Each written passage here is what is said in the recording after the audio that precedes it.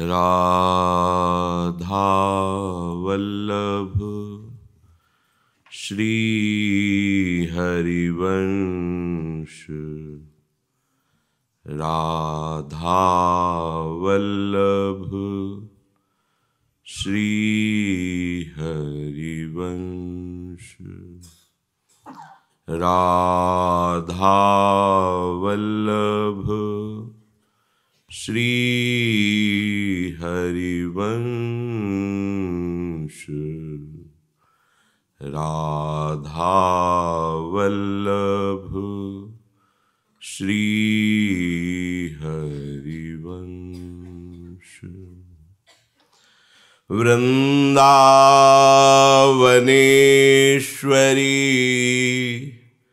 तवैव पदारविन्दं प्रेमामृतैकमकरन्द रसौघपूर्णम्।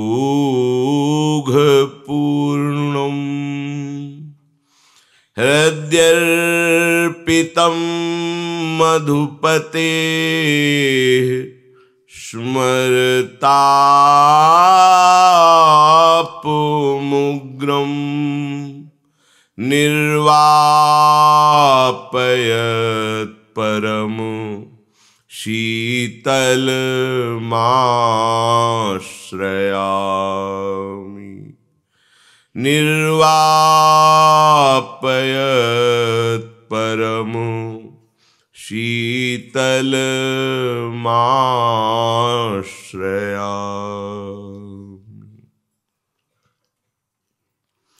राधा राधा राधा राधा राधा राधा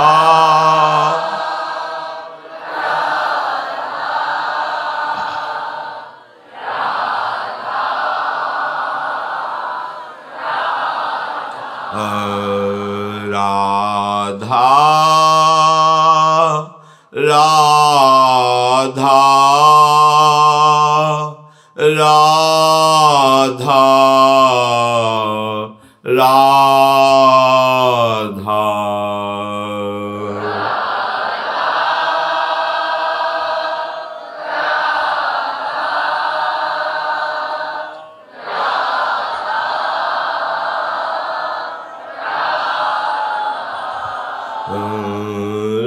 राधा राधा राधा राधा राधा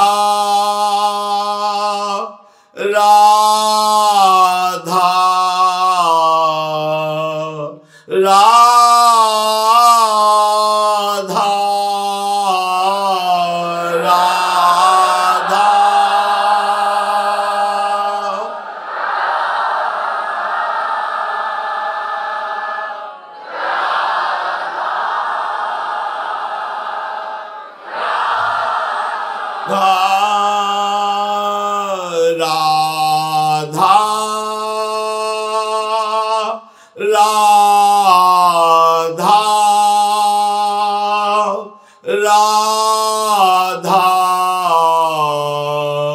राधा राधा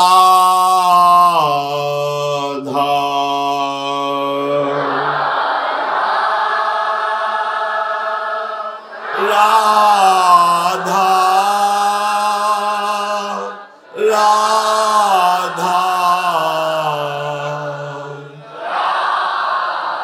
राधा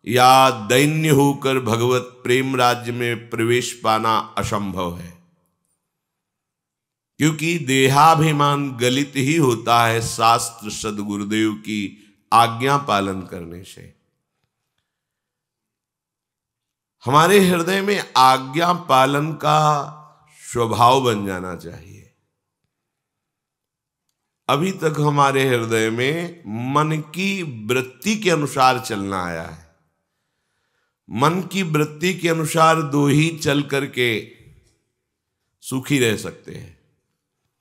एक तो जिनका मन कृष्णाकार हो चुका है, भगवदाकार हो चुका है वो, और दूसरे अबोध बालक जिनके हृदय में अभी बुद्धि का विकास नहीं हुआ, वो स्फुरणा के अनुसार चलते हैं। अबोध बालक, विक्षिप्त पागल, एक ही बात है। उसके ज्ञान का विकास नहीं हुआ, उसका ज्ञान नष्ट हो गया है।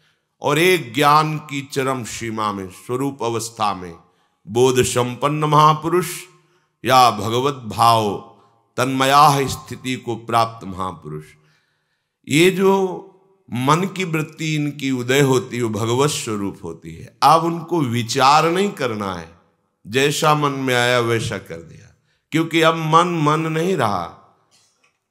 कान भय प्राण में, प्राण भय कान में, ही में ना जान परे कान है कि प्राण है।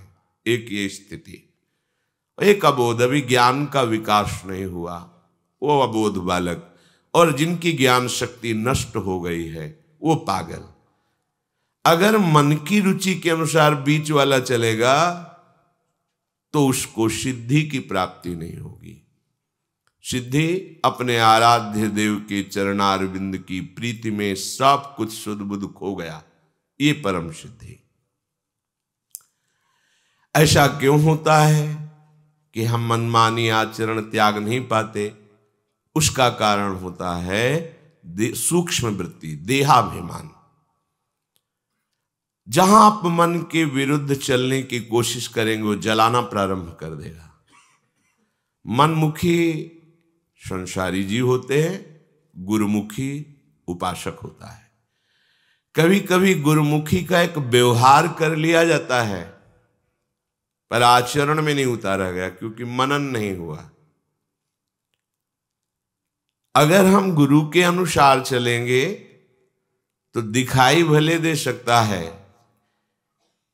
कि इनके बताए साधन पर कोई विशेष गाढ़ स्थिति तो दिखाई नहीं देती, ऐसे चलने से ठीक रहेगा। तो जहां तुम्हें गाढ़ स्थिति नहीं दिखाई दे रही थी वहीं भगवत स्वरूप विराजमान है। आज्ञा का पालन करने वाले का अगर पैर फिसल कर गड्ढे में भी चला जाए तो वहीं उसे भगवान मिल जाएंगे। अर्थात वो अपने मार्ग से भी यदि फिसल रहा हो तो आज्ञा पर जीवन भर चला है, उसका लक्ष्य वहीं मिल जाएगा जहां वो गिरा है। मनमानी आचरण करने पर हमारे हृदय में आत्मसमर्पण वृत्ति उदय नहीं होती। आत्मसमर्पण वृत्ति के उदय हुए बिना ना तो ब्रह्मबोध होता है ना प्रेम रस होता है। 8 प्रकार की भक्ति करने का फल है आत्मसमर्पण। और आत्मसमर्पण का तात्पर्य है अब जो ही कहें अक्षरशः करें हम सोई, आयस लिए चले निज दासी। बिल्कुल कोई भी अपने मन की एक वृत्ति भी नहीं, बात नहीं, एक वृत्ति भी नहीं, केवल आज्ञा में तत्पर। तो अब क्या हुआ? आत्मसमर्पण के बाद बोले पाई रस भक्ति गुण जुग जुग जग दुर्लभ भव इंद्रादि विधिम। जो त्रिभुवनपति देवराज इंद्र को और भगवान ब्रह्मा को भी सौभाग्य प्राप्त नहीं है, हरि गुरु चरण आश्रित आत्मसमर्पण किए हुए उपासक को वो कृपा से प्राप्त हो जाती। पाई शब्द है, पाई माने उन्होंने कृपा करके दिया। पाई रस भक्ति गूढ़ जुग जुग जग दुर्लभ भव इंद्रादि विधिम। आगम अरु निगम पुराण अगोचर सहज माधुरी रूप निधिम अनभय आनंद कंद निज संपत्ति गुप्त सुरीति प्रगट करनम। ये साधन से गुप्त सुरीति प्रगट नहीं होती, ये कृपा से हुई। जय जग उद्योत व्यास कुल दीपक श्री हरिवंश चरण शरणम। उपासक लाख समझाने पर भी अपने मन की वृत्ति को नहीं मोड़ पाता। सबसे बड़ी दुर्लभता भगवत प्राप्ति की यही है। वो जलन सहन करने में असमर्थ है, उसकी भाषा अलग होती है। अभी बोलेगा कुछ, आचरण में होगा कुछ। ये मनमुखी साधक की पहचान है। हां, आज से आप जो कहेंगे वैसा ही मैं करूंगा, ऐसी दिनचर्या कर लूंगा, ऐसा कर लूंगा, ऐसा कर लूंगा। फिर उसके आचरण की जांच करो, बिल्कुल उसके विरुद्ध मिलेगा, क्योंकि मनमुखी है। वो गुरुमुख मार्ग पर चल ही नहीं सकता, क्योंकि अहंकार और मन दोनों मिलकर के उसको लगता है मैं बहुत भागवतिक हूं, मिटिया मेट करता रहता है।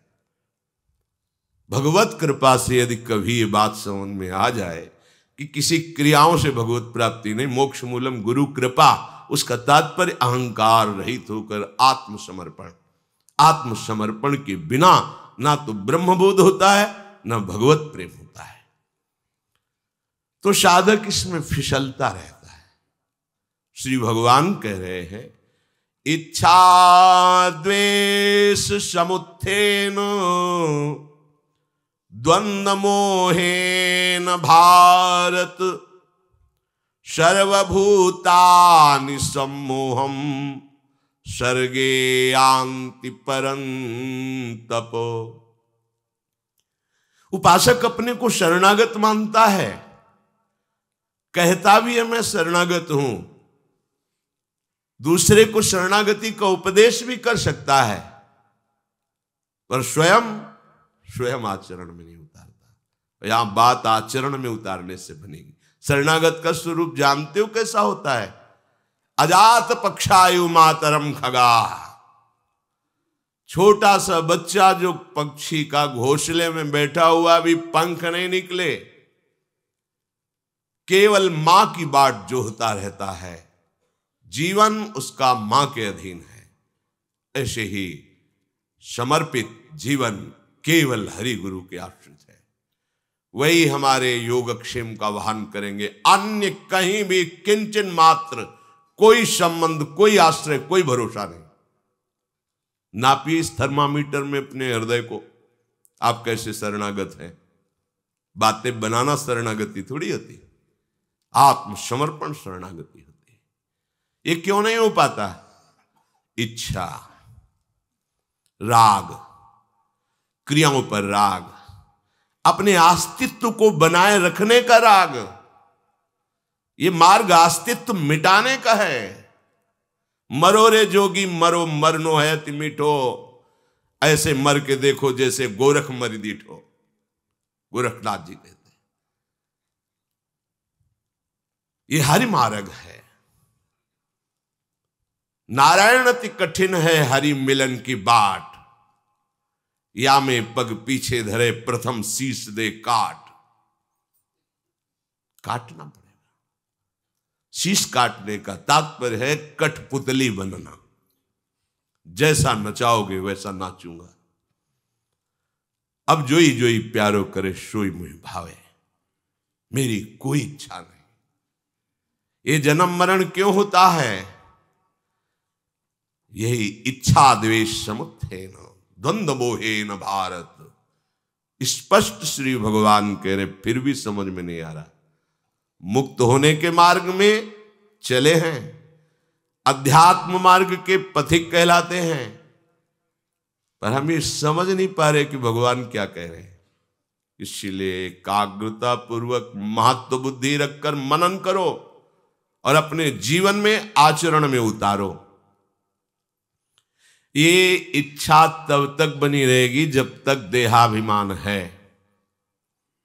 इच्छा ही जन्म मृत्यु का कारण है। इच्छा ही सारे बंधनों की जड़ है। ये संसार के मार्ग में चलने वाले इच्छा से ही जीवित रहते हैं, इच्छाओं के पोषण में ही वो सुखी दुखी होते हैं और इच्छाएं ही अगले जन्म का कारण बन जाती हैं। पर उपासक तो इनको मिटाने के लिए चला है, इनके बढ़ाने के लिए नहीं, इनको जड़ से मिटाने के लिए चला है। पर ये समझ ही नहीं पाता कि हमारी उपासना का मार्ग क्या है। इच्छा रहित हो जाना, कोई इच्छा नहीं है। जब हम प्रियालाल के चरणों के आश्रित हो गए तो परमार्थ व्यवहार बनो कि ना बनो, ये परमार्थ भी बने कि ना बने, हमें इसकी कोई परवाह नहीं। आठों पहर अपने लाडली लाल के दासत्व में जीवन को अर्पित कर दिया है। स्वर्ग नर्क अपवर्ग आस नहीं त्रास है, नहीं है इच्छा हमें न स्वर्ग की न मोक्ष की और न भय है नर्क का। बस अंजन की भांति युगल सरकार हमारे नेत्रों में छाए रहे।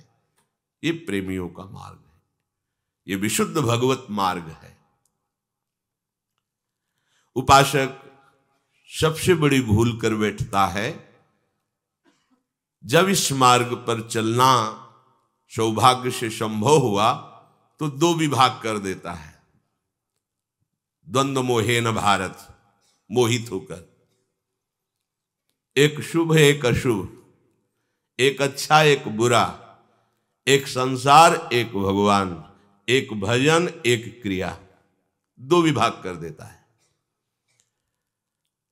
ये बात गहराई से उसके हृदय में बैठी हुई है कि साधना करना, भजन करना, जप करना ये एक अलग विभाग है और सांसारिक व्यवहारिक क्रियाएं करना एक अलग विभाग है। जो दो विभाग रखकर साधक चलता है वो द्वंद्वों से मोहित होकर परास्त हो जाता है। ध्यान से सुनना, कारण कि माला और नाम जप उसको तो समझता है भजन, और जितनी क्रियाएं हैं उनको सब संसार की समझता है।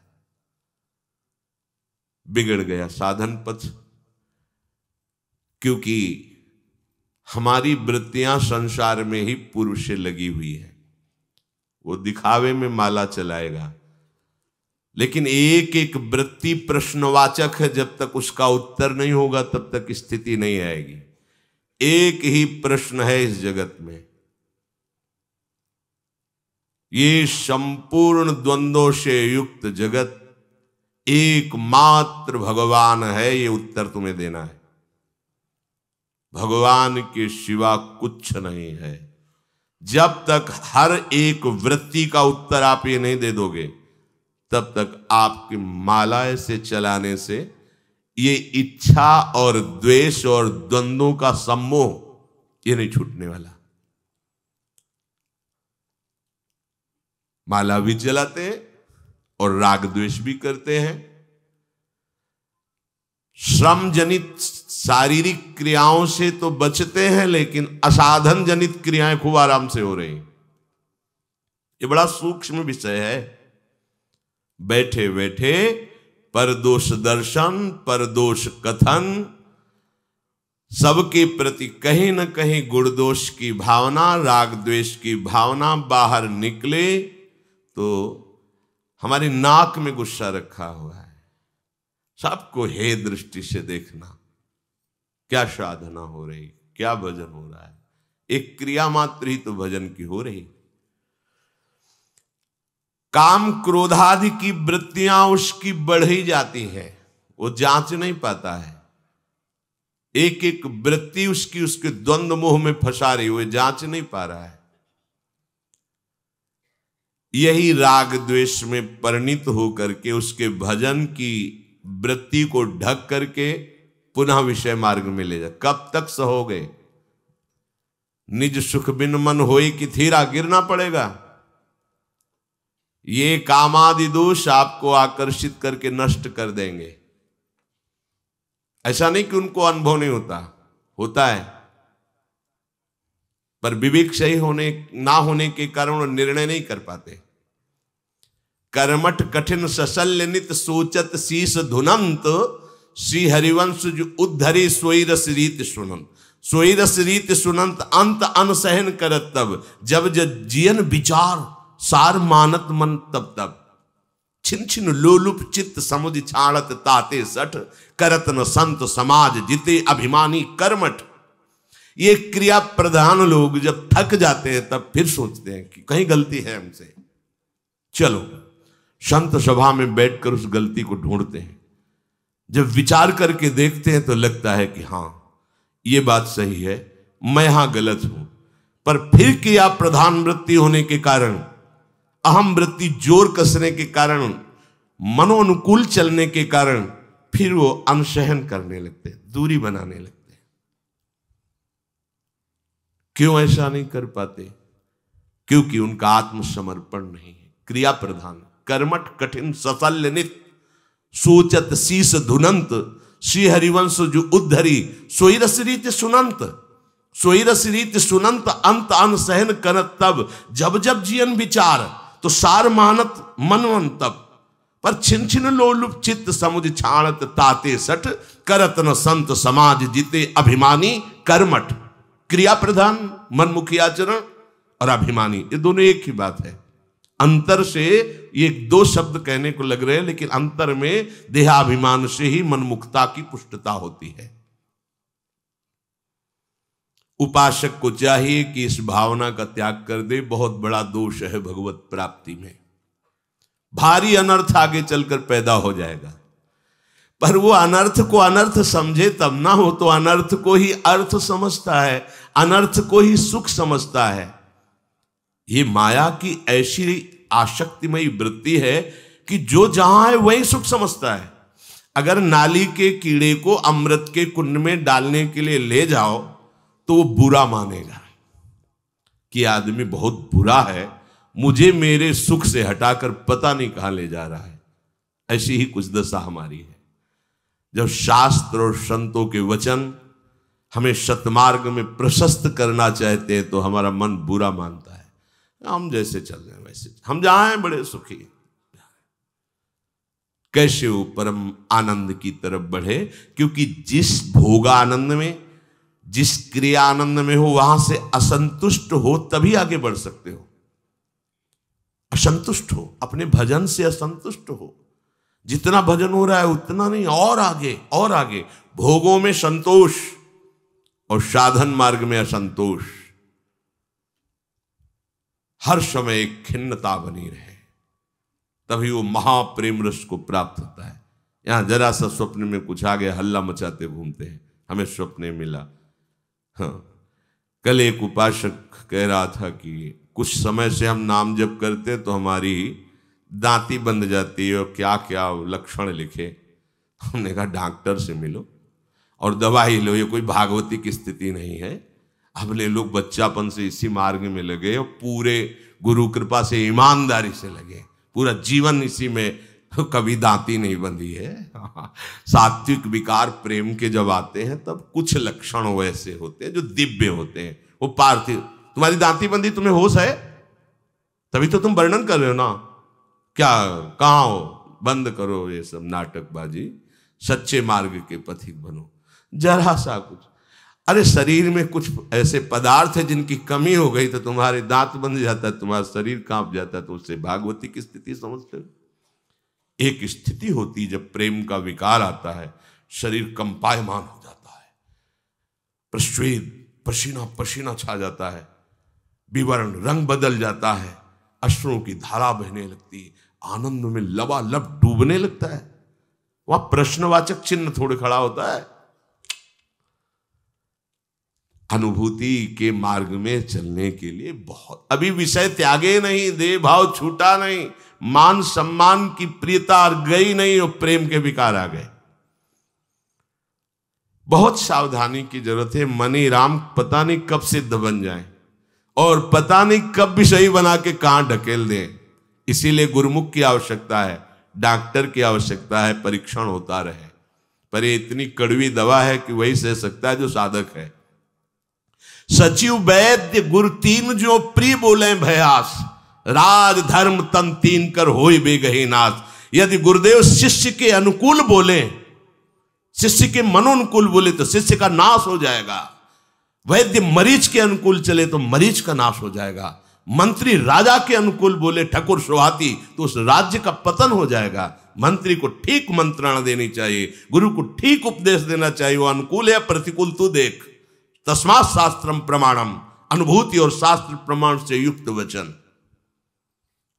मनमानी आचरण बिल्कुल त्याज्य है परमार्थ में। एक कदम भी चलो तस्मात् शास्त्रम प्रमाणम, शास्त्र प्रमाण। ये मत सोचो कि हमारा ये भागवतिक कार्य है, नहीं, उसमें अहंकार रूपी जहर मिला है, वो ठीक अमृतत्व को नहीं प्रदान करेगा। श्री भगवान कह रहे हैं राग द्वेष चित्त में रखते हुए हम जो भी साधना करेंगे वो जगत की प्राप्ति कराने वाली होगी। ये राग द्वेष ही जन्म मरण का हेतु है। इच्छा द्वेष समुत्थेन द्वंद्व मोहेन भारत सर्वभूतानि सम्मोहम। एक दो नहीं, सर्वभूतानि सम्मोहम सर्गे यान्ति परांतप।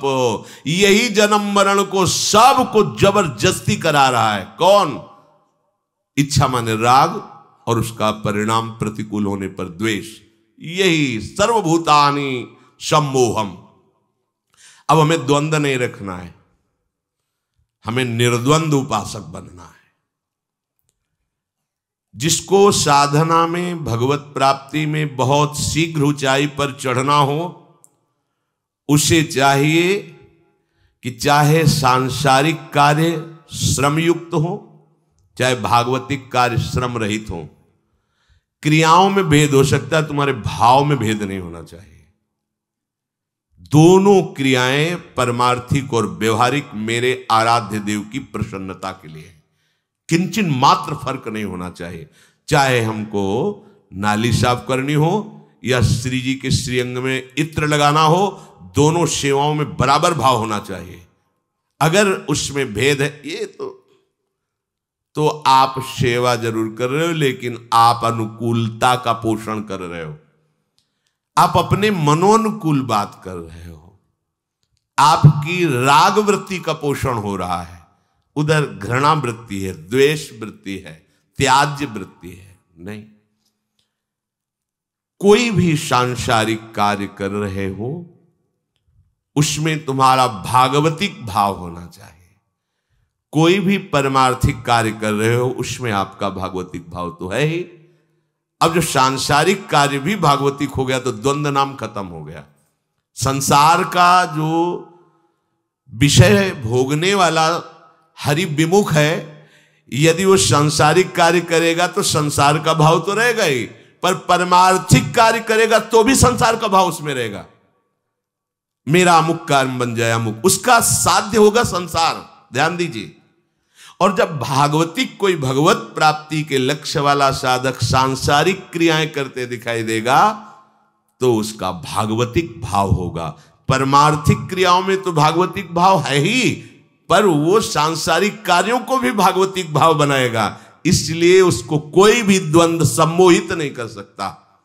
सर्वभूतानि सम्मोहम, पर भक्त को नहीं, भगवद आश्रित को नहीं, क्योंकि उसने जितनी चेष्टाएं की वो सब प्रभु के लिए, प्रभु प्रसन्नता के लिए भगवत भाव रखकर। फिर समझिए, अगर वो सांसारिक लक्ष्य वाला है तो सांसारिक क्रियाएं तो सांसारिक भाव से है ही, भागवतिक क्रियाएं भी उसकी सांसारिक भाव से होती है। अगर भागवतिक लक्ष्य वाला है तो भागवतिक क्रियाएं तो भगवत भाव से है ही, पर सांसारिक क्रियाएं भी उसकी भगवत भाव से होती है। इसलिए द्वंद्व मोहे न भारत, ये द्वंद्व रहित होता है, वो द्वंद्व से मोहित होता है। परमार्थिक और सांसारिक क्रिया भेद हो सकता है, पर उपासक का भाव भेद नहीं होता। एक ही भगवत भाव में रहता है। अपने आराध्य देव की प्रसन्नता के लिए वो चाहे जो चेष्टा हो, परमार्थिक हो या सांसारिक हो, जब आज्ञा हो गई तो बिना कुछ विचारे उसमें उतर जाता है और उसका परम मंगल होता है। जब परमार्थिक क्रिया हो या सांसारिक क्रिया हो, उस समय साधक को यह भाव रखना चाहिए कि मैं एक शरणागत उपासक हूं, मेरा लक्ष्य भगवत प्राप्ति, ये जो मैं क्रिया कर रहा हूं इससे मेरे प्रभु प्रसन्न होंगे, ये प्रभु के लिए कर रहा हूं। चाहे वो फावड़ा चलाना हो, चाहे वो नौकरी करना हो, व्यापार करना हो, गृहस्थ हो या विरक्त हो, जो भी सेवाएं हैं, जो भी मार्ग हैं हमारे प्रभु के, ये बहुत शीघ्र अध्यात्म की ऊंचाई पर उपासक चढ़ जाएगा। क्रिया भेद होने पर भी भाव भेद ना होने से उसे द्वंद्व नहीं व्यापेगा। खास बात समझिए, हम साधना तो करते हैं पर द्वंद्वों से परास्त रहते हैं। जब द्वंद्वों का प्रभाव हमारे ऊपर रहेगा तो हम परम पद के अधिकार से रहित हो जाएंगे। परम पद का अधिकारी वही द्वंद्वैर विमुक्ता। ध्यान दीजिए, भगवत दर्शन का अधिकारी वही द्वंद्वैर विमुक्ता। इसीलिए सेवक जी ने रसिकों के संग के पहले पंक्ति रखी, सब जीवन शो प्रीति रीत निवाहत आपनी श्रवण कथन परतीत, यह जो कृपा हरिवंश की। ऐसे चलोगे तो तुम द्वंद्वों से निपटने की ताकत रख पाओगे। क्या? शत्रु मित्र समझान, मान मान अपमान सम, दुख सुख लाभन हान, यह जो कृपा हरिवंश की। अब नित एक धर्म संग तो रंग बढ़त नित नित सरस, क्योंकि द्वंद्वों को उसने परास्त कर दिया है तो रंग बढ़त नित नित सरस, नित नित प्रेम अभंग, यह जो कृपा। बस इसी के बाद सीधे निर्खत नित्य विहार, पुलकित तन रोमावली, आनंद नयन सुधार, यह जो कृपा हरिवंश। खुली आंख से प्रिया प्रीतम की दिव्य लीलाओं का दर्शन उस उपासक को आचार्य गुरु कृपा से होता है। गुरु कृपा अमोघ शक्ति है। उपासक का उद्देश्य आराध्य देव की प्रसन्नता है, इसलिए उसे कोई भी कर्म बांध नहीं पाता। कोई भी कर्म नया फल पैदा करके उसे दंड या पुरस्कार नहीं दे सकता। दोनों क्रियाओं का फल चाहे परमार्थिक हो या सांसारिक हो, उसे भगवत प्राप्ति। एशाम त्वंत गतम पापम, बहुत बढ़िया मंगलमय बात है। नहीं, कोई भी क्रिया होती है वो बिना फल दिए नहीं रहती, वो फल देती ही अवश्य है।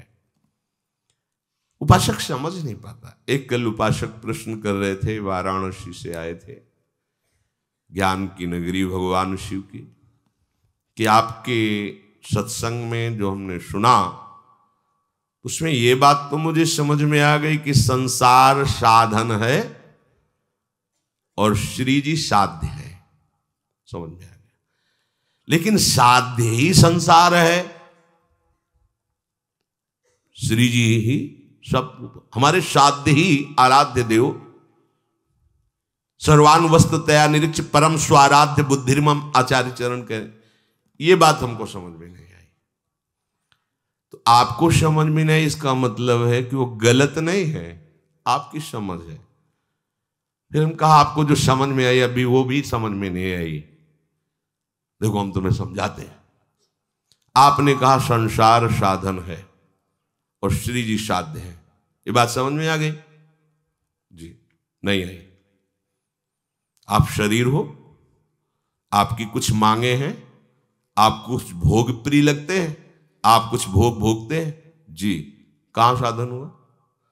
स्वयं भोक्ता और कर्ता भाव हो तो श्री जी कहां साध्य हुई? अहम साध्य हुआ।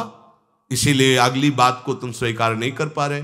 पहले पिछली बात को ठीक से स्वीकार कर लो कि शरीर और अंतर की मनोवृत्ति, अंतःकरण धर्म और स्वभाव, ये सब श्री जी की सेवा के लिए है। लगाओ इसको तो अभी आपको दर्शन होने लगेगा कि श्री जी के सिवा और कुछ है ही नहीं। चिद चिद लक्षणम सर्वम राधा कृष्ण वयम जगत। अपने लोग क्या होते, थोड़ी बात पढ़ ली या सुन ली और उसी को हम समझ लेते हैं हम सिद्ध हो गए। अनुभूति में जब तक वो बात नहीं आती है, अनुभव में, अब अनुभव कैसे? इसीलिए गुरु चरणों के समीप जब तक हम नहीं बैठते तब तक हमें पता नहीं चलता। जैसे देहाती भाषा में कहते हैं, ऊंट पहाड़ के नीचे जब तक नहीं आता तब तो अपने को बहुत बड़ा समझता है। हम लोग जब गुरुजनों के चरणों में बैठते हैं तो धिक्कार अंदर पैदा होता है कि कैसा इनका भजन, कैसी, कहाँ मेरा जीवन, ऐसा। और जब हम ऐसे तो लगता है इनसे तो बहुत बढ़िया है। तो हमें क्या देखना है? आगे देखना है, पीछे लौट के नहीं देखना। हमें आगे अपने गुरुजनों को, उन महापुरुषों, कील ठोक दी गई मस्तक पर और आंख नहीं खुली आराध्य देव के ध्यान में ऐसे मन। श्री कील देव जी महाराज धर्म विरुद्धों ने मार्ग से हटाने की चेष्टा की, लेकिन वो तो ध्यानस्थ बैठे थे मार्ग में, तो कहा बहुत नाटक कर रहा है। एक बड़ी सी कील लेकर के हथौड़े से उनके मस्तक पर ठोक दी। ऐसे ध्यानस्थ थे प्रिया प्रीतम के कि पूरी कील मस्तक में धंस गई और आंख नहीं खुली। ये क्या जान पाओगे? अब इन महापुरुषों के भजन और ध्यान की बात सुनो तो अगर मच्छर कहीं भुनभुना जाए तो हमारा ध्यान मांगो हो जाएगा, नहीं हो जाएगा? अगर मच्छर इतना जरा सा ऐसे करे तो ऐसे हो जाए, मसल देंगे उसको उसी में। ऐसा हमारा ध्यान है और हम सर्वानुवस्थतया निरीक्ष का अनुभव करने के लिए निकले। पहले अपनी स्थिति को देखे और महापुरुषों से उपासना सीखे। ये बातें सुनकर समझ में नहीं आएंगी, चलकर समझ में आती है। ये केवल प्रवचन का विषय नहीं है कि सुन लिया या सुना दिया, ये आचरण में लाकर वैसे चलो। जब चलोगे तो अगला कदम आपको स्पष्ट दिखाई देगा, उसके लिए प्रश्न करने की जरूरत नहीं। ध्यान रखना, परमार्थ का पथिक एक एक कदम आगे बढ़ता जाए, प्रश्न की जरूरत नहीं पड़ेगी। आगे का मार्ग खुद दिखाई देगा कि अगला कदम हमारा कहां पड़ रहा है, उसकी स्थिति क्या है। ये परमार्थ है, अध्यात्म है, कोई सांसारिक मार्ग नहीं कि अंधेरा आगे रहेगा। दिव्य प्रकाश रहता है गुरु कृपा से, और अगला कदम जहां रखना होता है उस स्थिति का अपने आप पूरा अनुभव हो जाता है। एशाम त्वंत गतम पापम जनानाम पुण्य कर्मणाम ते द्वंद्व मोह निर्मुक्ता कौन भजन्ते माम दृढ़व्रता। ये बड़े अमृतमय रसमय शब्द हैं। जब हृदय उस स्थिति का होगा ना, तो ऐसे जैसे कोई शहद में मिलाकर के औषधि खाए, कितना रस में, ऐसे ही भगवान अमृत मिलाकर वाणी बोल रहे हैं। अगर समझ जाओ तो निर्द्वंद हो जाओ, आनंदमय हो जाओ। एशाम त्वंत गतम पापम जनानाम पुण्य कर्मणाम। जो द्वंद्व से मोहित होता है उसका सही भजन नहीं होता। अनुकूल के प्रति देखो, विरक्त निवृत्ति मार्ग, गृहस्थ प्रवृत्ति मार्ग, दोनों मार्ग भगवत प्राप्ति के लिए है, पर अपने अपने धर्म से चले। जैसे विरक्त मार्ग है, इसमें किसी का एक का आश्रय नहीं लिया जाता हरि गुरु के सिवा, कि हमारा जीवन किसी के पैसे से चल रहा है, चाहे हमारे भाई हो चाहे हमारे पिता हो। अगर हमारा जीवन उनसे चल रहा है तो आप भेष भले विरक्त का धारण किया, आप निवृत्ति मार्ग के पथिक नहीं है। आपका आकाश वृत्ति से जीवन चलना चाहिए, भगवत वृत्ति से, गुरु आश्रित हरि आश्रित। जब शास्त्र सम्मत उपदेश होगा तो उसको समझिए। निवृत्ति मार्ग के उपासक को अपने जन्मभूमि के द्वारा दिए हुए अन्न धन से भरण पोषण नहीं करना चाहिए। निवृत्ति मार्ग का उपासक आकाश वृत्ति का होता है। बृहस्पति के समान पूज्य परिवार हो तो भी उससे भरण पोषण नहीं होना चाहिए। पूज्यपाद सिउड़िया बाबा जी महाराज, बृहस्पति के समान पूज्य परिवार हो तो भी उससे भरण पोषण नहीं होना चाहिए। भरण पोषण एकमात्र अनन्य व्रतधारी निवृत्ति मार्ग उपासक आकाशवृत्ति भिक्षावृत्ति, ये लिखी हुई है, आकाशवृत्ति भिक्षावृत्ति। अगर इन वृत्तियों में आप नहीं हैं तो निवृत्ति का झंडा मत गाड़िए। ठीक है, आप बात कीजिए, भजन कीजिए, निवृत्ति मार्ग आप नहीं है। निवृत्ति वही है एकमात्र भगवत इच्छा से। महलों में राखो चाहे झोपड़ी में वास दो, पेट भरो या कई कई दिन तक भूखे रखो, तुम्हारी जय हो, और उनके मार्ग में कदम पीछे नहीं हटाना। संतों की प्रकाश वृत्ति को दुनिया ने देखा है, उनकी परिपक्व अवस्था को। जब सूर्य का तपता हुआ तेज जैसे ऐसे उनका जब तेज प्रकाशित होता है तब संसार उनके, लेकिन उनकी कृष्ण पक्ष की स्थिति को कभी नहीं देखा किसी ने।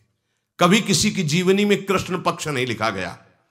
जब कभी किसी का जीवन लिखा जाएगा तो प्रकाश वाला जीवन लिखा जाएगा, अच्छा अच्छा लिखा जाएगा।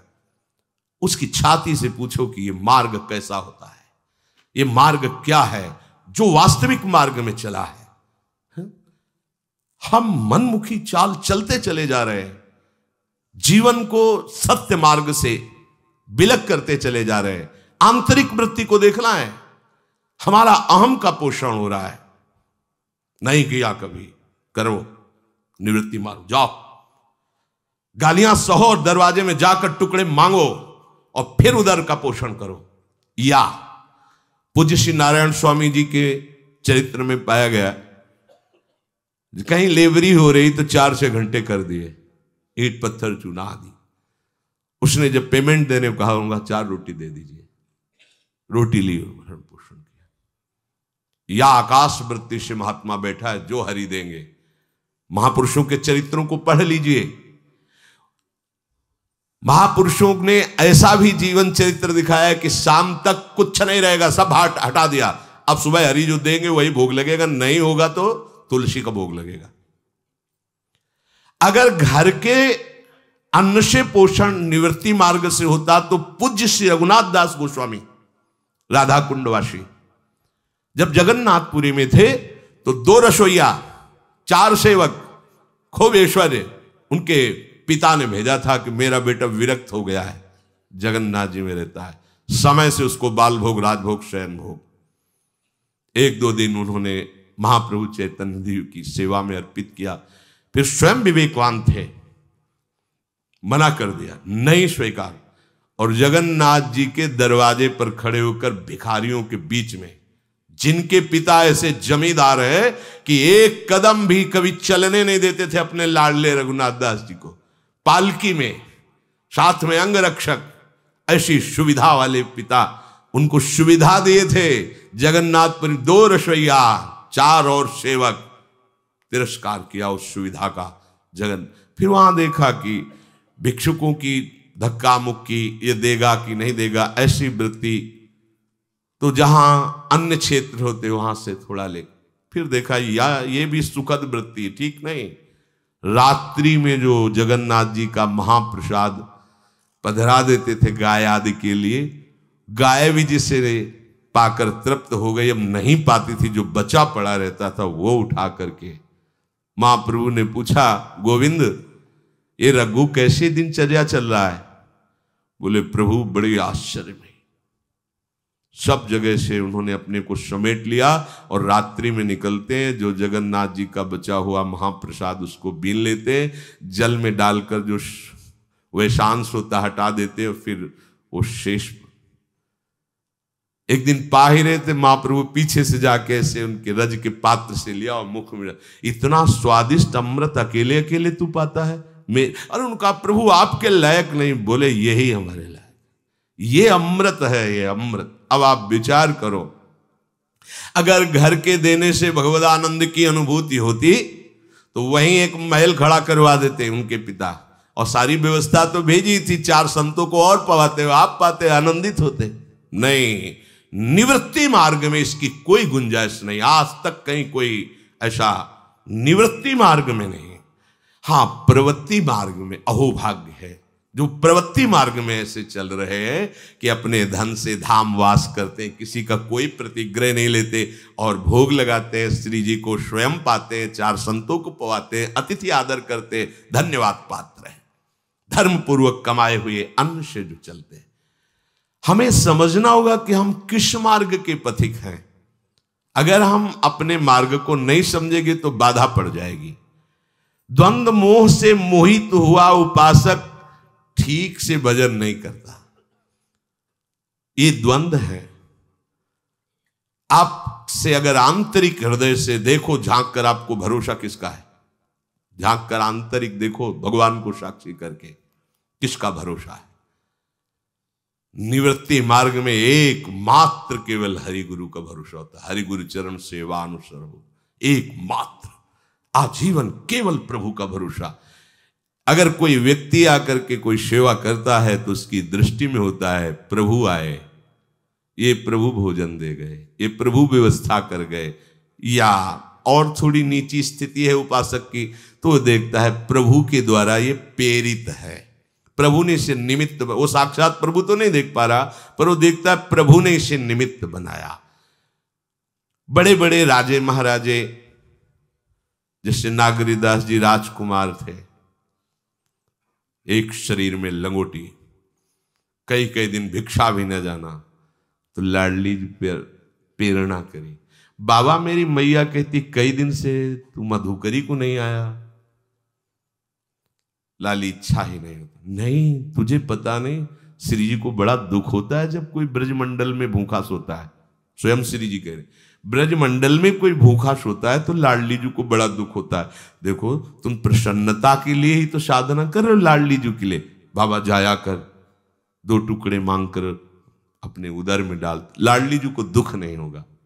ऐसी करुणा समुद्र लाडली जी स्वयं उनको ऐसा उपदेश करती है।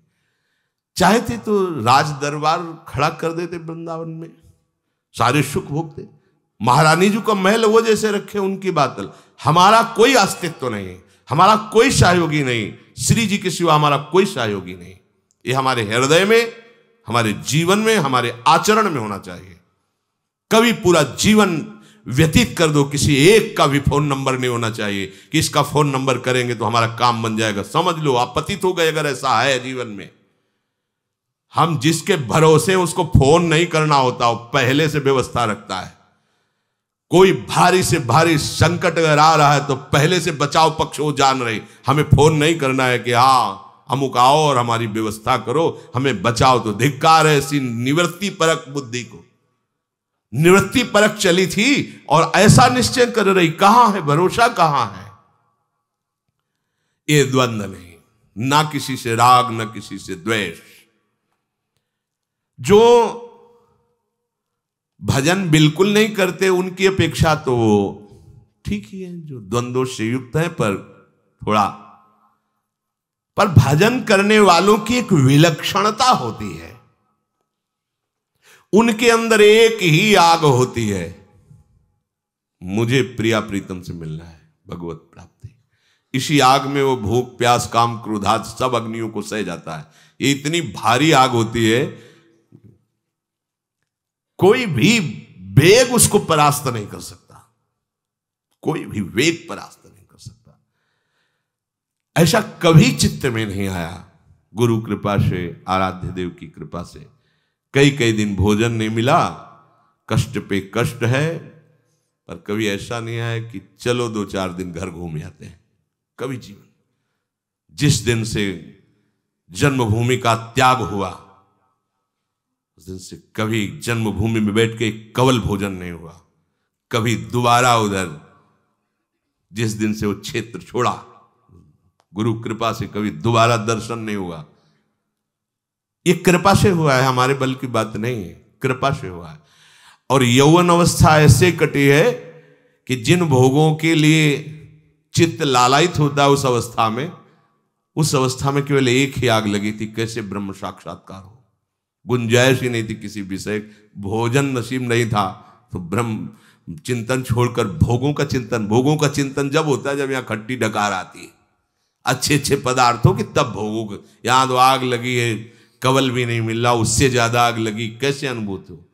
मैं शरीर को जन्म जन्मांतरों से स्वीकार की हुई डोल रहा हूं, मेरा स्वरूप क्या है, कैसे इसकी अनुभूति। काशी के घाटों में यही पागलपन चढ़ा था, कैसे मुझे ब्रह्मानुभूति हो, क्या मेरा स्वरूप है, कैसे साक्षात्कार हो। जिसके अंदर ये आग जल जाती फिर वहां गुंजाइश नहीं।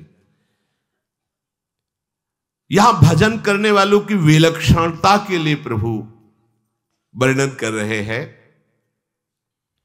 जिनका उद्देश्य केवल भगवत प्राप्ति है,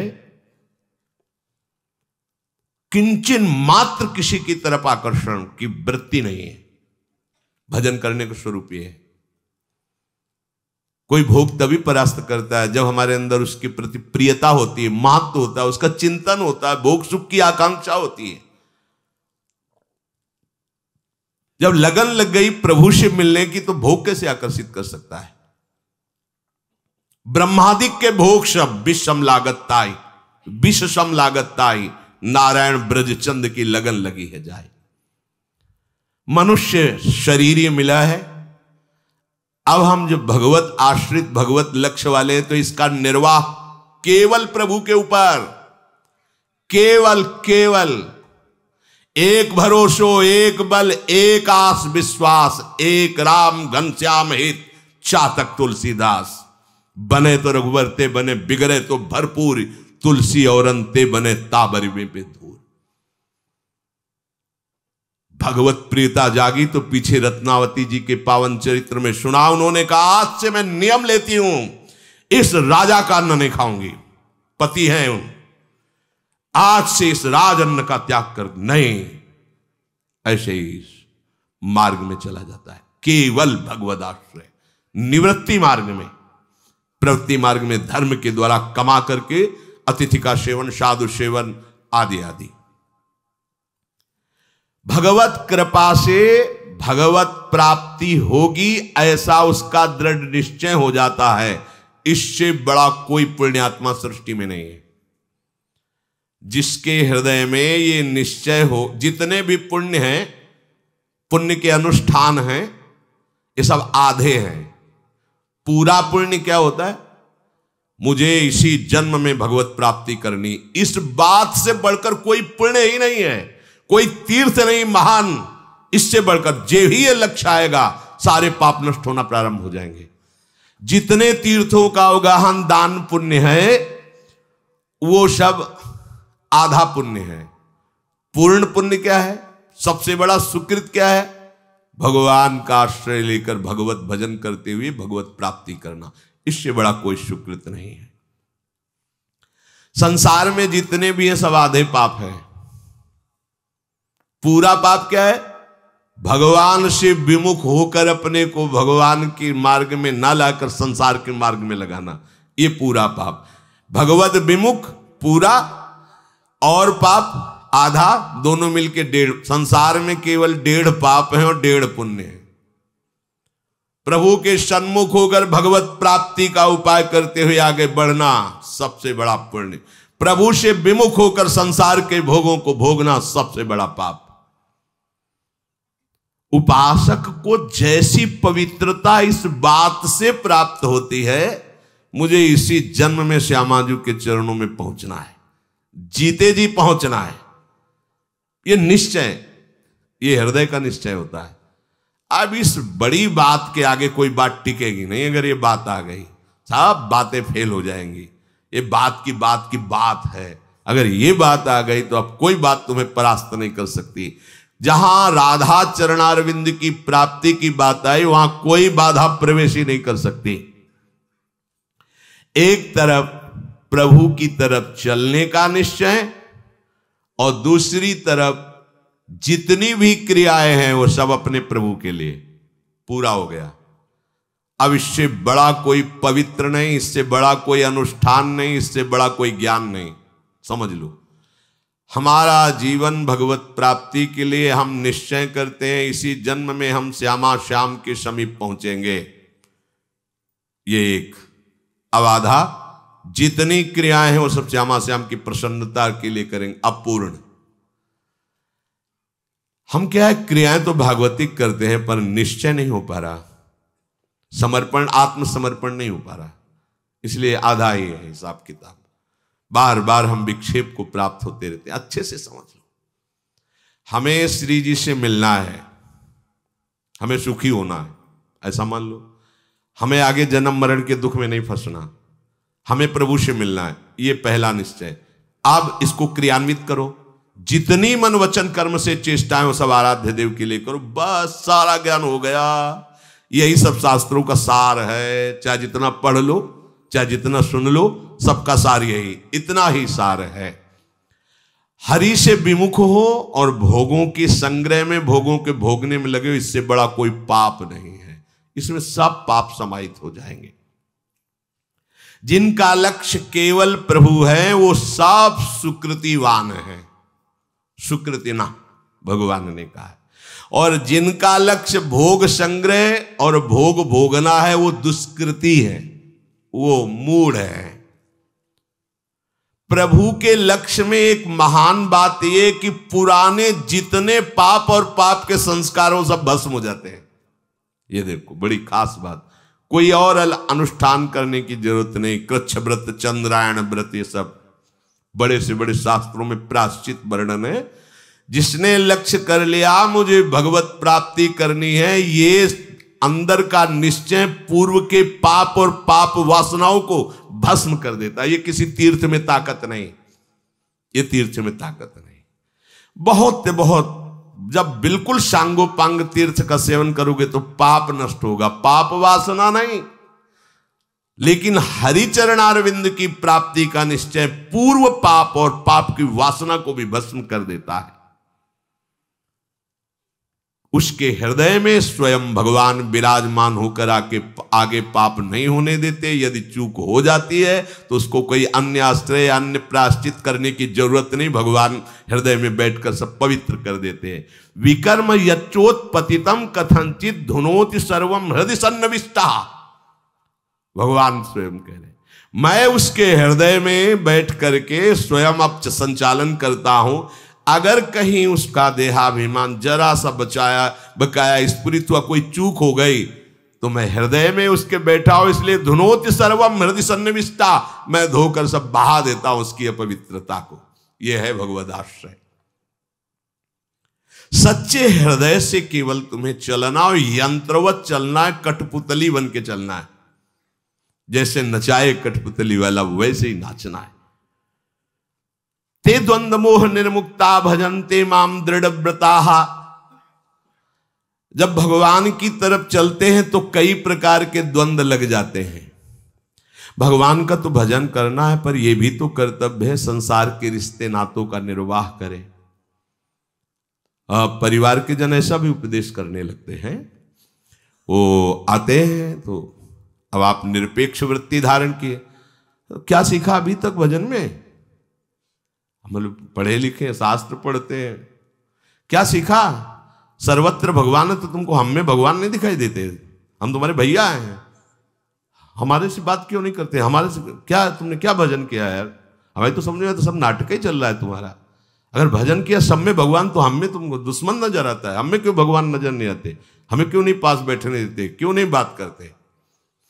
एक बार पूज्य स्वामी श्री अनंग बोधाश्रम स्वामी जी महाराज, ये सब महिमायुक्त महापुरुष हैं, प्राय दिगंबर ही रहते थे। इनके पिताजी आए इनसे मिलने के लिए, भाग पड़े, आसन में बैठे थे, उठे भाग पड़े, नहीं मिले। बाद में आए तो संतों ने कहा महाराज आपकी स्थिति तो ऐसी, आपको क्या? उनका नहीं, शास्त्र की आज्ञा है। पूर्व शरीर परिचित जनों से, जो संसारिक राग से हैं, जो मुझे बेटा समझते हैं, जो मुझे संसारिक संबंध से संबोधन करते हैं, हमारा उनसे कोई संबंध नहीं।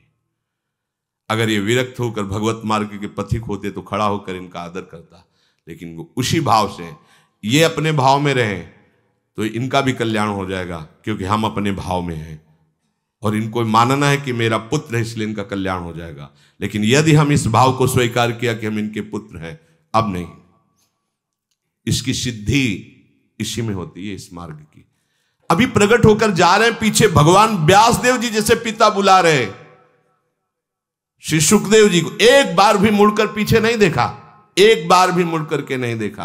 यम प्रव्रजेत मनुपेत मपेत कृत्यम द्वैपायनो विरह कातर आजुहाओ पुत्रेति तन्मयतया तरवो भिन्ने दुस्तम सर्वभूत हृदय मुनिमान तोष्मे। हा पुत्र, एक बार भी मुड़कर नहीं देखे। कौन है पिता? भगवान के अवतार श्री व्यासदेव जी। ऐसा निवृत्ति मार्ग एक अलग मार्ग है, इसमें केवल नाते नेह राम के मनियत सुहृद सुसेव्य जहालो, केवल भगवत संबंध से बस। आप वैष्णव हैं, भगवत चिन्हों से युक्त हैं, आप बैठिए चर्चा कीजिए श्री जी की, बस। अन्य संबंध से हमारा नहीं। प्रभु में लगे या अपने कर्तव्यों का पालन करें। द्वंद्व होते हैं उपासक के अंदर, यहां द्वंद्व मोह निर्मुक्ता तब भजन्ते माम दृढ़ व्रताः, भगवान कह रहे हैं। जब हमने लक्ष्य बना लिया भगवत प्राप्ति, तो अब हमारा परम कर्तव्य है, साधारण धर्म का पालन किया जाता है। परम धर्म की प्राप्ति के लिए परम धर्म में स्थित होने पर साधारण धर्मों का त्याग कर दिया जाता है। गोकर्ण जी से उनके पिताजी ने पूछा कि धुंधकारी के आतंक से मैं बहुत पीड़ित हो चुका हूं, अब मैं क्या करूं? तो उनका निवृत्ति परायण वृत्ति धारण करके वनवास करते हुए भगवत प्राप्ति करो। कैसे करूं? जीवन तो गृहस्थी में बीता है।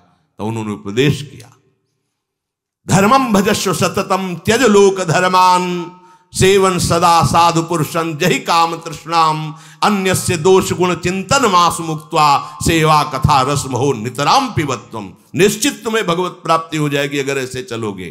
कैसे? बोले धर्मम भजस्व, धर्म का भजन करो। बोले वो तो कर रहे थे, ब्राह्मण वंश में प्रकट हुए थे, पूरा आज तक गृहस्थ धर्म का अक्षरशः शास्त्राज्ञा से पालन किया है। बोले नहीं, त्यज लोक धर्मान, अभी तक लोक धर्म का पालन करते रहे, अब नहीं, त्यज लोक धर्मान, धर्मम भजस्व सततम त्यज लोक धर्मान। बोले लोक धर्मों का त्याग करके जिस धर्म के भजन की बात कर रहे हो उसका तुम्हें पूर्ण परिचय ही नहीं, तो सेवन सदा साधु पुरुषन, संत महात्माओं का आश्रय लो और उनके पास बैठ करके उनकी चरण सेवा के प्रताप से जानो कि भागवत धर्म किसे कहते हैं, परम धर्म किसे सावय पुंसाम परो धर्मो यतो भक्ति अधोक्षजे। भगवान अधोक्षज चरणों में जो अविरल भक्ति है वही परम धर्म है और इसकी प्राप्ति संतों के आश्रय से होती है। सेवन सदा साधु पुरुषन, साधु पुरुषों के समीप रहने पर भी धोखा हो जाएगा यदि सावधान नहीं रहोगे। दुर्गमो, बड़ा दुर्लभ है संत महात्माओं का सेवन करना। बोले जहि काम तृष्णाम, कामना और तृष्णा का त्याग करके साधु महात्माओं की आश्रय वृत्ति धारण करो।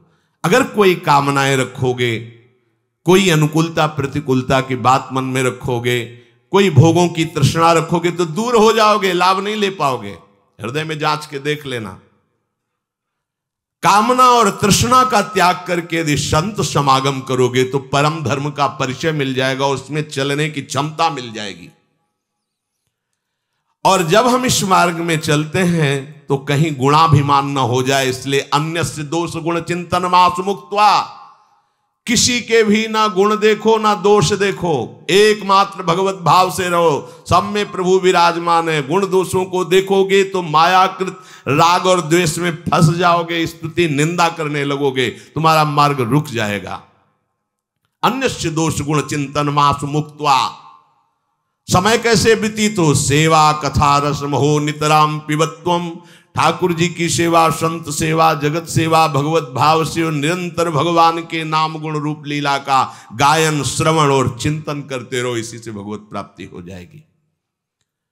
तो जब हम प्रभु के मार्ग में चल दिए तो उपासक के लिए यह द्वंद्व नहीं होना चाहिए कि हम कर्तव्य का पालन करें कि भजन करें।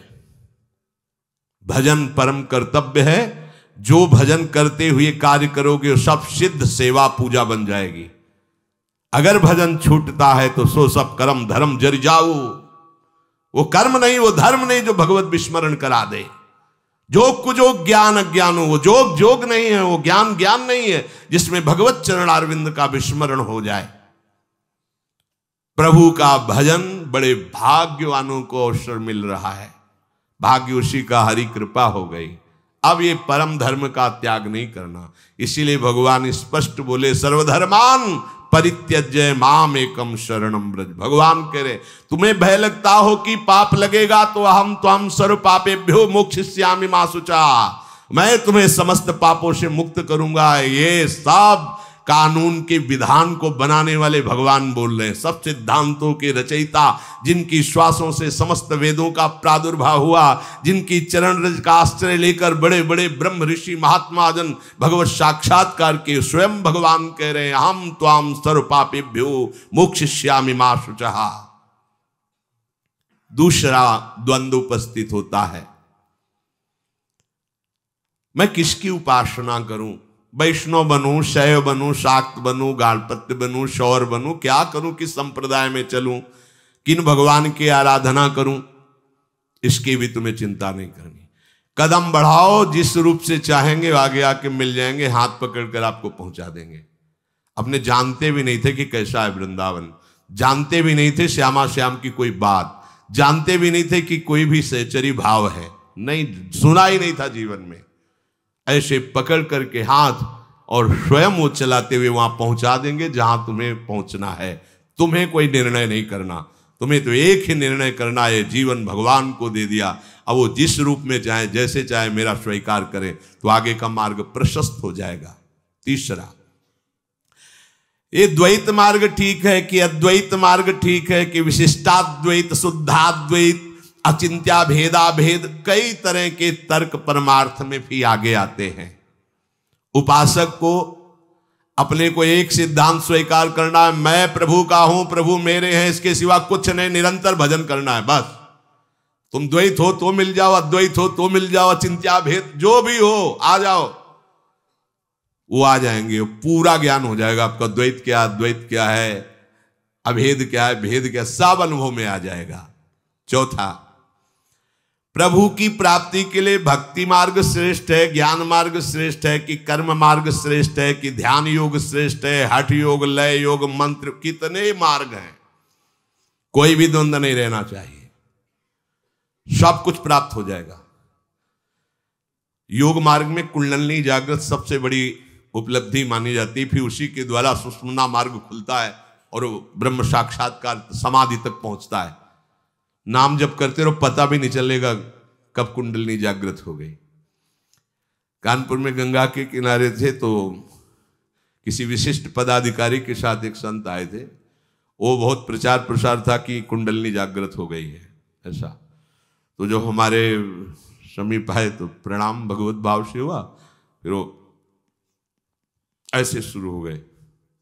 देखा सहज पूर्व से ऐसा रहा है कि ब्रह्मबोध संपन्न महापुरुषों का आश्रय रहा, इसलिए कभी कहीं आकर्षण नहीं हुआ, कहीं कोई संशय नहीं हुआ।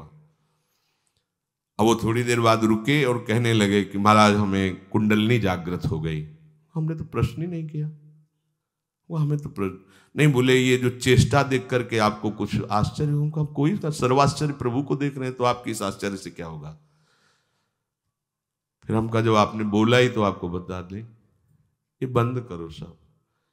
ये बेचारे प्राकृतिक पद के अभिमान वाले या प्राकृतिक भोगों में भोगने वाले, आप इनको बहला फुसला करके अपना जीवन नष्ट कर रहे हो, कुछ नहीं है। कुंडलिनी जागृत का मतलब खोपड़ी हिलाना नहीं है, ये करना नहीं। कुंडलिनी कोई वैसा नहीं कोई भूत का आवेश आता है, नहीं, उसमें दशा होती है। अगर योग मार्ग से कुंडलिनी जागृत हो रही तो पहले अखंड ब्रह्मचारी, प्राणवायु का संशोधन और पद्मासन सिद्ध, पृथ्वी से कम एक बीता ऊंचे आसन सिद्ध उसे माना जाता है, पृथ्वी में उसका नीचे का हिस्सा टिकेगा नहीं, एक बीता ऊंचा। अब कुंडलिनी जागृत कुछ नहीं, आराम से लेटे लेटे कुंडलिनी जागृत हो जाए। राधा राधा राधा राधा। जितनी दिव्य शक्तियां योग में है वो सब बिना किसी श्रम के भगवान नाम जप करने वाले के हृदय में जागृत हो जाती है। अपने स्वरूप का बोध जो बहुत कठिन है, क्योंकि देह राग छोड़ना कठिन है, सहज में हो जाता है। प्रभु को सम्यक रूप से जाना ही केवल भक्ति भाव से जाना जाता है। जब हम उनका आश्रय लेकर नाम जप करेंगे सब अपना परिचय दे देंगे। हमें किसी भी द्वंद्व में नहीं फंसना, हमें बस एक निश्चय रखना है कि हम एक भी श्वास खाली नहीं जाने देंगे, भजन का अंतराय नहीं होने देंगे। प्रभु के सिवा हमारा कोई नहीं है, प्रभु हमारे जीवन धन है, सब कुछ प्राप्त हो जाएगा। मान लीजिए सम्यक ज्ञान जागृत हो जाता है, सम्यक ज्ञान, जिधर वृत्ति जाएगी उधर पूरा का पूरा पर्दाफाश हो जाएगा, क्योंकि आपके अंदर अध्यात्म पावर जागृत हो चुका है। भगवत प्राप्ति का लक्ष्य निरंतर भजन, वो बड़ी दिव्यता है, इस बात में बड़ी दिव्यता है। पांचवा, जब हम भजन मार्ग में चलते हैं तो लोग हमारी बुराई करते हैं, उपहास करते हैं, निंदा करते हैं, तिरस्कार। तो भजन इसीलिए शुरू किया था कि सबको आपको प्रणाम करें, भजनानंदी कहें, आपको बहुत बड़ा माने, इसलिए आप भजन शुरू किए थे क्या? ये द्वंद्व नहीं होना चाहिए। भजन मार्ग में हम चल रहे हैं, हमारा कोई उपहास करेगा, पक्का करेगा, करेगा ही, क्योंकि यही प्रोसेस है। बिना इसके आप परिपक्व नहीं हो सकते। आवे में मटकी को रखा ही जाएगा, तभी वो कोई द्रवित पदार्थ रखने की क्षमता रख पाएगी।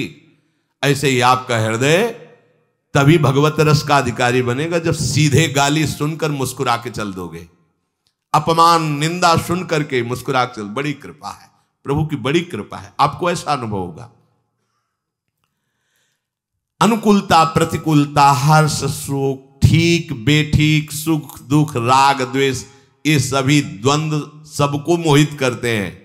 पर उपासक इनसे मोहित नहीं होता। देखो आप उपासक हो कि सब जन हो, उपासक ठीक है कि बेठीक है, सुख है कि दुख है, राग है कि द्वेष है, अनुकूलता है कि प्रतिकूलता है, हर्ष है कि सो, ये सब अंताकरण के धर्म है।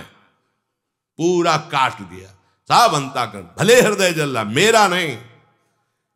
हाँ किया होगा पाप तो उसी को पवित्र करने के लिए प्रभु हृदय को जला रहे हैं। राधा राधा राधा, ये बहादुरों का मार्ग, फिसड्डियों का मार्ग नहीं। हृदय में जलन हुई आए दैया क्या करें, ये ऐसा मार्ग नहीं। बलवान मन हो, चाहे स्त्री हो, चाहे पुरुष हो, चाहे बालक हो, चाहे जवान हो, भगवत मार्ग के पथि को बहुत पुराने हो और भगवान के अंश हो, वीर बहादुर बनकर इस मार्ग में चलो। प्राणों का पोषण करना, शरीर का पोषण करना मेरा धर्म नहीं, मेरे आराध्य देव के ऊपर समर्पित है। मेरा केवल एक धर्म है कि जब तक श्वास है अन्य को स्वीकार नहीं करूंगा, आपके ही पीछे गले पड़ जाऊंगा, आपका ही सुमिरन करूंगा, आपके लिए ही जीऊंगा, आपके लिए ही मरूंगा।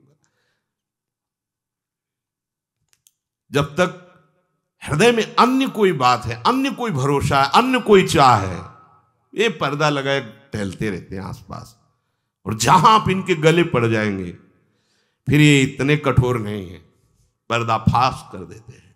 अब जित देखूं तित श्याममयी, वही सच्चिदानंद में प्रभु कैसे दुलार करते हैं उस उपासक को, उसकी छाती, जैसे मीरा जी कहती जाने मेरी छाती। उपासक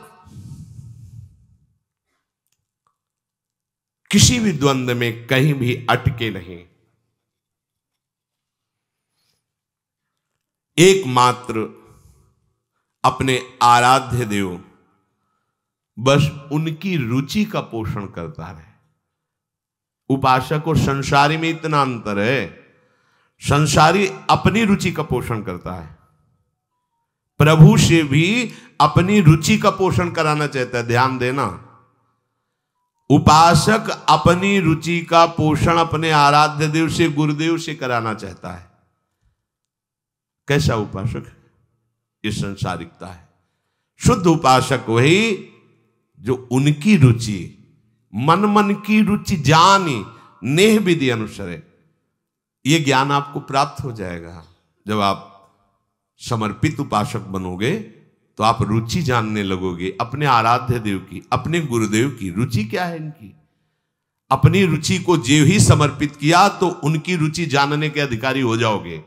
जब तक आप अपनी रुचि का पोषण करेंगे तब तक आराध्य देव गुरुदेव की रुचि को नहीं जान पाएंगे। सखियों को आदेश थोड़ी दिया जाता है वहां निकुंज में, नहीं, मन मन की रुचि जान नेह विधि। प्रियालाल की इच्छा मानो सहचरी रूप है, जो वो तत्काल वैसे ही संयोग रचना सब प्रारंभ। वहां थोड़ी कि सुनो थोड़ा जल ले आओ, प्यास लगी, कहने की थोड़ी जरूरत है। प्यास उठने के पहले ही अनुकूल जल की उपस्थिति, सेवा की आवश्यकता वहां प्रकट नहीं हो पाई और सेवा की सोच पहले पहुंच गई। मन मन की रुचि जान नेह विधि अनुसरे। मनुष्य का एक स्वभाव होता है कि उसको परमार्थिक बातें सुनने में अच्छी लगती हैं और अपनी बुद्धि में रख के सुनाने में अच्छा लगता है। ये प्रायः है। हम कह रहे किसी गांव वाले से पूछ लो भगवत प्राप्ति कैसे होगी, ये संसार क्या है, वो उत्तर दे देगा, भैया सब नाशवान है, भजन करने से ही भगवान की प्राप्ति होगी। सब हम प्रायः देखे। लेकिन उनसे पूछो कि फिर ये नाशवान संसार में राग क्यों कर रहे हो? जब भजन करने से आनंद की अनुभूति होती तो आप भजन क्यों नहीं कर रहे हो? ये नहीं हो पाएगा। ये स्वभाव है कि वो अपना कल्याण करना नहीं चाहता, फंसा इसी संसार में रहना चाहता है, पर वो जानता सब कुछ है। मनुष्य जन्म की सफलता इस जानकारी में नहीं है। अपना कल्याण कर लो, भगवत प्राप्ति कर लो, ये जानकारी को अपने आचरण में उतार लो। व्यवहार में आता है तो ऐसे जो जानकार जन हैं वो सोचते हैं कि भैया काम चलेगा रुपया से।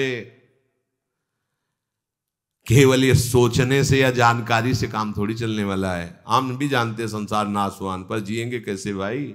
रुपया चाहिए, हमें तो कामना की पूर्ति चाहिए, बेटी का ब्याह करना है, अमुक अमुक कार्य है। भजन ब्याह करवा देगा क्या? भजन जो है अमुक काम, भजन को इतना छोटा समझे हो क्या? अरे जिसने इस संपूर्ण प्रपंच को रखा है, भजन करने वालों के आगे वो ग्रीवा झुका देते हैं। तुम संतात उरिन में नाही।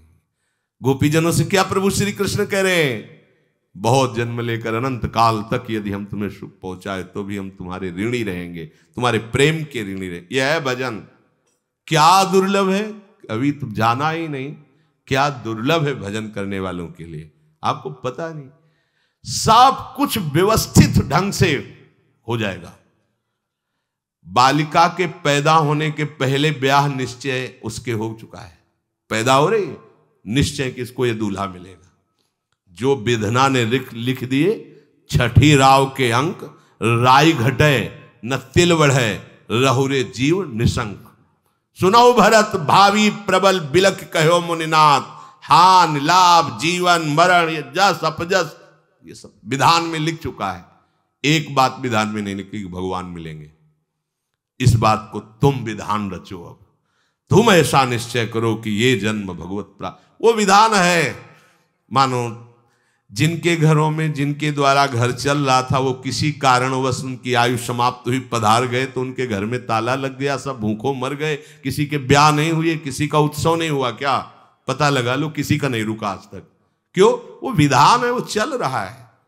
वो तो केवल हम स्वीकार कर। एक बात विधान में नहीं लिखी कि ये जीवन तुम भजन करके भगवत प्राप्ति कर लो, ये विधान में नहीं। ये कृपा से तुम्हें संयोग मिलेगा, संतों का संग, और उसमें सत्संग में ये विवेक कि आप मुझे भगवत प्राप्त, ये तुम्हारा नया विधान होगा। सांसारिक काम करना पड़ेगा। संसार में तो हमें चीज वस्तुएं चाहिए, उनके बिना कैसे काम चलेगा। और संसार में जब काम करेंगे तो झूठ बोलना पड़ेगा, कुछ पाप भी करना पड़ेगा। भाई भजन वजन तो ये बाबा जियों काम, हमारा काम नहीं। जानकारी सब है, पर वो लोग ऐसे विचार से भजन का तिरस्कार कर देते, भजन को हटा देते हैं। सांसारिक काम की जितनी आवश्यकता है, रुपए की जितनी आवश्यकता है, कामनाओं की पूर्ति की जितनी आवश्यकता है, वो भजन स्मरण की भगवत प्राप्ति की आवश्यकता नहीं है। लोगों को देख लीजिए आप, अगर भजन स्मरण की तुम्हारे अंदर आवश्यकता हो जाए तो सब आवश्यकताएं अपने आप पूर्ण हो जाएंगी, और ये बड़ा काम हो जाएगा कि अनेक जन्मों से जो प्रभु से विमुख भटक रहे थे वो भगवत प्राप्ति हो जाएगी। एक महापुरुष कहते थे, जैसे दो लकड़ियों के घर्षण से अग्नि पैदा हो जाती है, ऐसे ही जिह्वा और नाम के घर्षण से दिव्य शक्ति पैदा हो जाती। जो चाहोगे वो कर लोगे। कोई भी नाम गुरु कृपा से यदि आपको प्राप्त है और आप उसका रटन करो तो आप में दिव्य शक्ति आ जाएगी। पर ये थोड़ा सा मन के विपरीत काम है, ये बात जल्दी समझ में नहीं आती। ऐसा लगता है नाम से क्या हो जाएगा, नाम से हो जाएगा। नाम जप करके आप ये जान सकते हैं कि ब्रह्मा सृष्टि कैसे रचते हैं। नाम जप करके ये जान सकते हैं कि भगवान सृष्टि का पालन कैसे करते हैं। नाम जप के जान सकते हैं महादेव जी सृष्टि का लय कैसे करते हैं। फिर और क्या बकाया रह जाएगा। और जान ही नहीं सकते, पा सकते हैं, जो चाहेंगे वो पा सकते हैं। बस लग जाए, एक बार लग जाए, एक बार मन को मार करके भजन में लग जाए, सब कुछ प्राप्त हो जाता है। इसीलिए भगवान कहते हैं, भजन्ते माम दृढ़ व्रताहा, जो द्वंद्वों से रहित हो गए वही मेरा भजन करते हैं दृढ़ व्रत लेकर के। चलो द्वंद्व रहे भी तो तुम किसी की बात मान लो द्वंद्व विमुक्ता नहीं हो पा रहे हो तो द्वंद्वों से मुक्त होने के लिए भी तो सामर्थ्य चाहिए। तो जहां हो वहीं से पुकारो राधा राधा, वहीं से नाम जप शुरू कर दो। केवल अब हमें भजन करना है और जो भी कार्य करना है वो भजन के साथ ही करना है। अब सारा हमारा भार प्रभु के ऊपर है, वो देख लेंगे। एक जीवन दे के तो देखो यार, अभी तुम्हारा दिल फेल हो जाए फिर तुम क्या करोगे? यमराज से कहोगे क्या कि अभी अभी अमुक अमुक कार्य यार छोड़ दो, हमको नहीं छोड़ेंगे, ले जाएंगे, फिर तुम्हारा काम कैसे चलेगा? विचार करो। अभी आपकी मृत्यु हो जाए तो आप क्या करेंगे? तो कुछ नहीं। तो अभी आप प्रभु को समर्पित होकर जीते जी देख तो लो यार, प्रभु का क्या चमत्कार है, प्रभु के आश्रय का क्या महामहिम स्वरूप है। मृत्यु के बाद तो देख नहीं पाओगे ना। आज से मान लो कि अपने आप को मार दिया, अर्थात प्रभु को दे दिया। अब देखेंगे प्रभु क्या करते हैं और हमसे क्या करवाते हैं।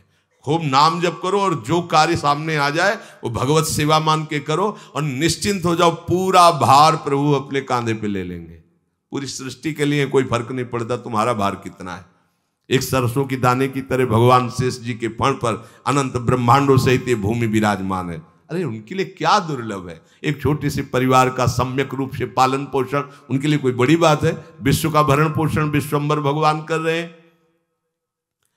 हमारा अब कोई और कर्तव्य नहीं, एक ही कर्तव्य है, भजन्ते माम दृढ़व्रताहा, दृढ़ व्रत लेकर। ये बहुत जो कृपा पात्र जन है ये बात मान पाएंगे, समझ पाएंगे।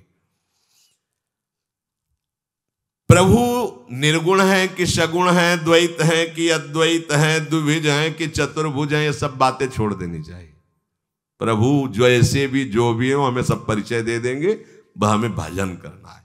प्रायः लोग भजन के मार्ग में भी इसी झंझट में फंसे रहते हैं, बड़ी लड़ाई झगड़ा करते रहते हैं। वो तो निराकार है, बोले वो साकार है, अब वो क्या है पता नहीं। दोनों के अंदर द्वेष वृत्ति जागृत हो गई, लड़ाई झगड़ा हो रहा है। तो प्रभु लड़ाई झगड़ा तो नहीं है, प्रभु द्वेष तो नहीं है, प्रभु एक दूसरे के प्रति हे भाव तो नहीं, तो मतलब दोनों भगवत भाव में नहीं। साकार है कि निराकार है, द्विभुज है कि चतुर्भुज है, उनके अनंत नाम है, वो सब कुछ है, वो कुछ भी नहीं है। सत असत से परे हैं, वो सत असत में भरे हैं। तुम क्या जानना चाहते हो, सब परिचय मिल जाएगा। अब हमें भजन करना है तो हमारे आगे कैसी भी परिस्थिति भेजी जाए, ध्यान दीजिए, कहीं भी रखा जाए, कैसे भी रखा जाए, अब हमारा प्रश्न नहीं होगा। ये कोई दृढ़व्रता ही है, कोई हमारा प्रश्न नहीं होगा। हमारा मतलब परिस्थिति से नहीं, हमारा मतलब प्रभु से है। बस फिर आप देख लेना कि आपके इस समर्पण का परिणाम क्या होता है। परमानंद की बाढ़ आ जाएगी, पर आपके सामने भेजी जाएगी। स्पष्ट करे कि आपके सामने परिस्थिति भेजी जाएगी। कैसी परिस्थिति है, कहां रखा जा रहा है, कैसी व्यवस्था में रखा जा रहा है, हमका इससे कोई मतलब, हमारा इससे कोई, हमें तो भजन करना है और जो सामने कर्तव्य आ जाएगा ईमानदारी से कर्तव्य करना है। आगे की बात प्रभु जाने। तो बोले फिर देख लेना आपको कैसा परमानंद का अनुभव होता है। शेष चर्चा की। श्री राधा वल्लभ लाल।